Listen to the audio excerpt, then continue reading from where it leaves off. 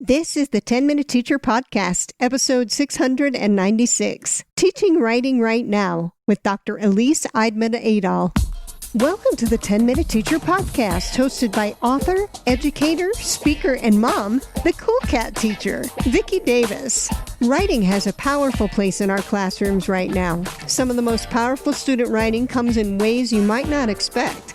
Vicki's guest, Dr. Elyse Eidman-Aadahl, is a former high school teacher and now is the director of the National Writing Project. On today's episode, she discusses the types of writing, research, and the unique spaces and places we find ourselves in this fall 2020. No matter what your teaching environment is, you'll discover some creative ways to bring writing into your classroom. Well, let's join Vicki and Elyse right now. Enjoy! Hello, STEM teachers. Wipebook is a new essential distance learning school supply for students. I'll have more about Wipebook and how your students can benefit both at home or in a blended learning classroom after today's show. Today we're talking with Dr. Elyse Eidman-Aadahl. She is Executive Director of the National Writing Project. I'm absolutely thrilled to have this conversation because I think it's going to help so many of us who are teaching in this unique time. So, Elyse, you're talking to educators around the country. We know the National Writing Project is a project that really exemplifies what are the best practices for teaching writing now, because this is just such a unique and different time. It is indeed. And as you said, I'm hearing from teachers all around the country in our national organization. And I would want everybody listening to your podcast to know that whatever is happening at their school, someone else is going through the same thing. And a lot of other people having a completely different experience. One thing I do hear consistently from teachers around the country is there's a lot of pressure. There's a lot of pressure from, of course, the situation, but there's pressure from their districts, perhaps from families, concerned, completely understandable about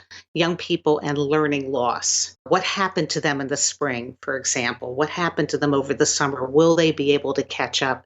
And I think that puts a lot of pressure on teachers to try and balance everything about trying to create a community. If you're in an online situation, how do you start a year online and create community? Or if you're in a situation where young people come in for a while and perhaps have to go home for quarantine and then back in, how do you maintain continuity? And then that issue of learning loss. So I think what I want to say right now in terms of best practices for the teaching of writing is that there's a lot we know about writing that actually makes it the perfect thing to think about right now in this hard situation that we're in. And mostly I would want to tell people that this is a time to remember the power of informal writing, low stakes, maybe no stakes writing. Writing is a tool for thinking and learning and processing. That's a huge part of the best practices in using writing to learn and writing to grow as a person, writing to think through material.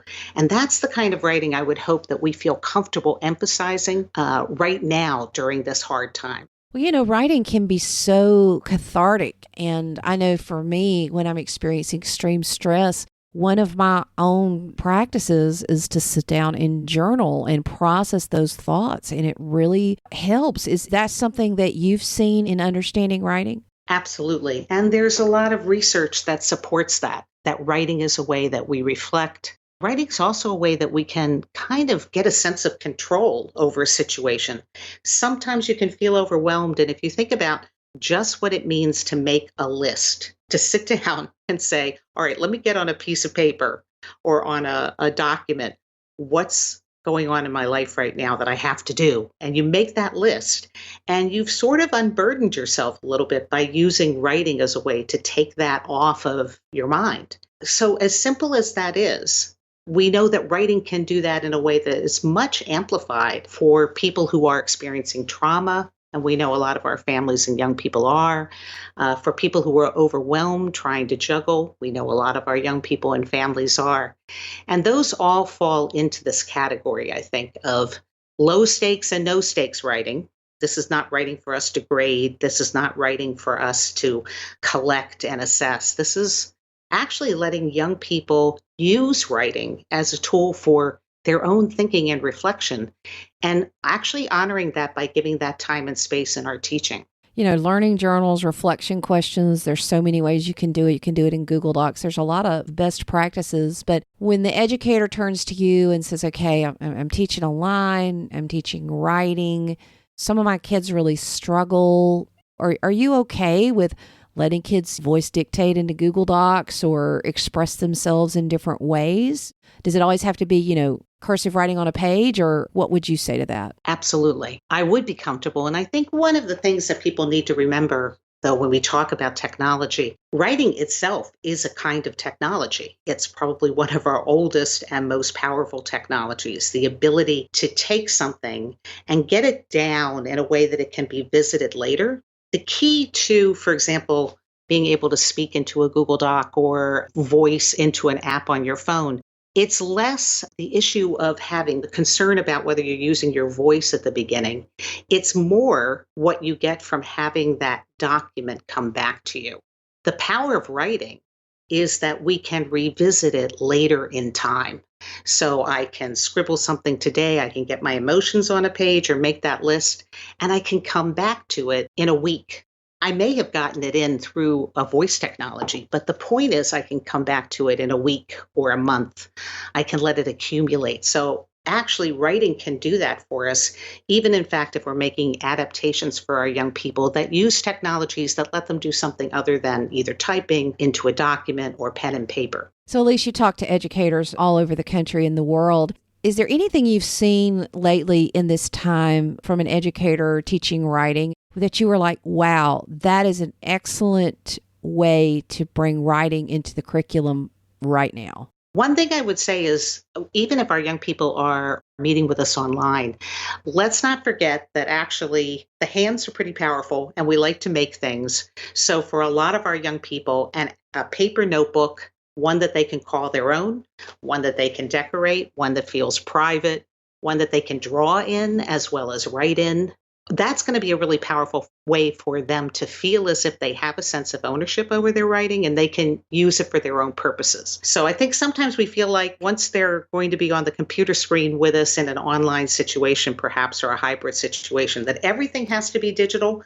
But no, we could actually sit there in our different spaces with our pens and with our notebooks. And for some young people, that's going to be perfect. You also talked about being able to write, and we write multimodally in digital form. So for some people, it's not just going to be that they get the text in by speaking it, but actually the way that they can blend image or make video or make audio podcasts is going to be what's going to feel powerful for young people. I think the most important thing, though, is to use informal writing and low stakes writing in a way that young people have a place, whether it's physical, whether it's in a digital space, where their writing is very privately theirs and done for their own purposes.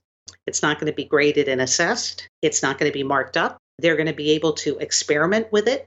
They're going to be able to learn from each other how you use your notebook, how I use my notebook. We're going to be able to reflect on what's working for us or not working for us.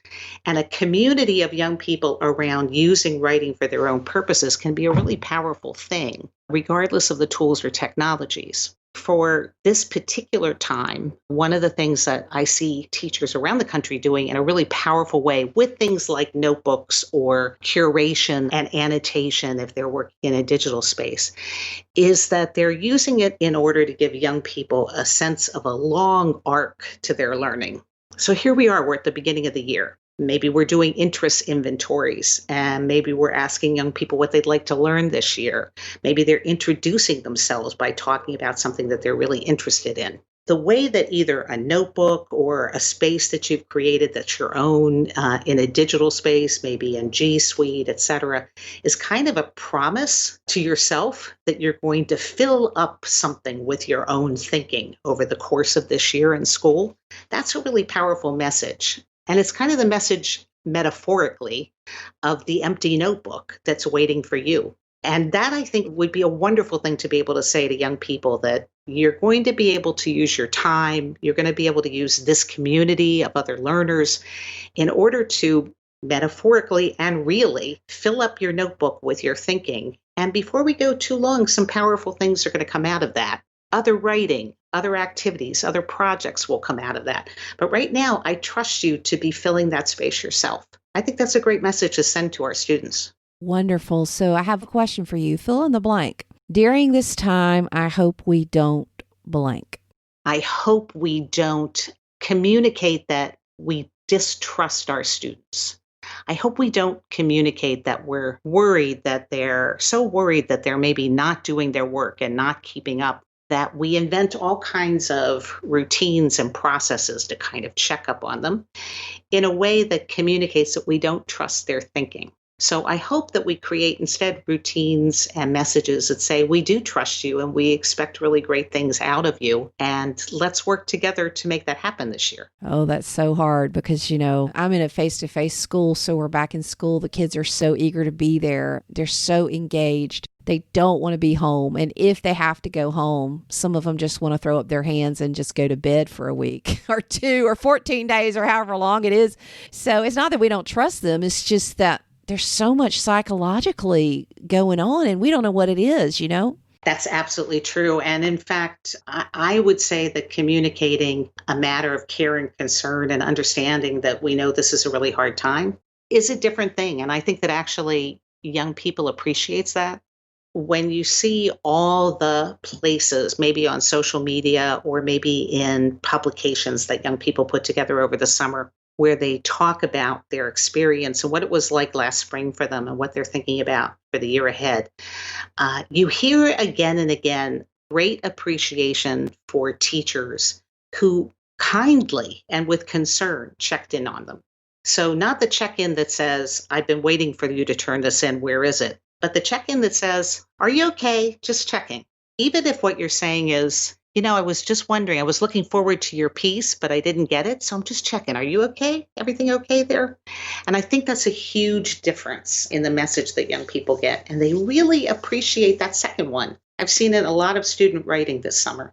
That's a fantastic point. Just understanding the trauma-informed learning and the psychological aspects. So as we finish up, Elyse, are there any resources from the National Writing Project besides all considering NaNoWriMo in November? What resources would you point teachers to that can help them during this time? Well, one thing they may want to do is sign up for the National Writing Project newsletter called Right Now, which will help them find all kinds of online learning events and opportunities to participate with other teachers in inquiry learning around using writing and teaching writing. We also have the Right Now blog, which is a good place to point to that. All through August and into September, there's actually a lot that's going to be up there about writing in online classrooms, about rethinking our teaching for high flex, hybrid, and online situations, a lot about community building in these situations and where writing could fit in with that.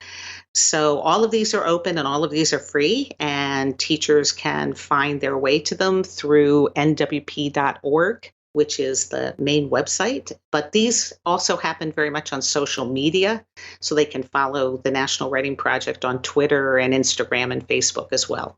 Well, Elyse, thanks to you and all of the many volunteers and the many people who work with the National Writing Project. It's really such a valuable resource for all of us who teach writing, and hopefully that's all of us, because we should really be writing across every subject. And thank you for what you're doing and just this encouragement, because I think that there are possibilities in this time to teach, but it's probably different than how we did it last fall. So if we're pulling out our lesson plans from last fall and trying to follow those, it's probably going to be like a puzzle that's being fit into the wrong box of puzzle pieces, because this is a whole new box, isn't it? It is indeed. Even for those of us that figured out some powerful instruction last spring, that was instruction for young people where a community was already created and routines in the classroom already established. We haven't, as a nation, gone into a year like this, where we've had to start the year in this way. So using writing to build that community that we need and we want and we know will help our young people,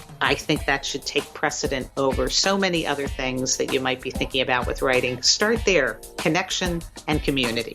Well, thank you, Elyse, and listeners. Let's all figure out how we can get kids writing and give them that empty notebook that is privately theirs. I love that. Thanks, Elyse. Thank you, Vicki. STEM teachers, the Wipe Book Workbook is designed for everything from sketching to note-taking and includes a graph, ruled, and blank pages. It is foldable but also stands up so each student's whiteboard can be seen in your online classroom. You can purchase the Wipe Book Workbook in packs of 25. This ensures that every student in the classroom has a personal dry erase surface to help them visualize and work things out. These cost-effective dry erase surfaces are a must-have tool for STEM teachers and their students. So go to wipebook.com/CCT promo and receive 30% off your order. That's Wipebook, wipebook.com/CCT promo and get that 30% off your order. Thanks, Whitebook, for sponsoring today's episode.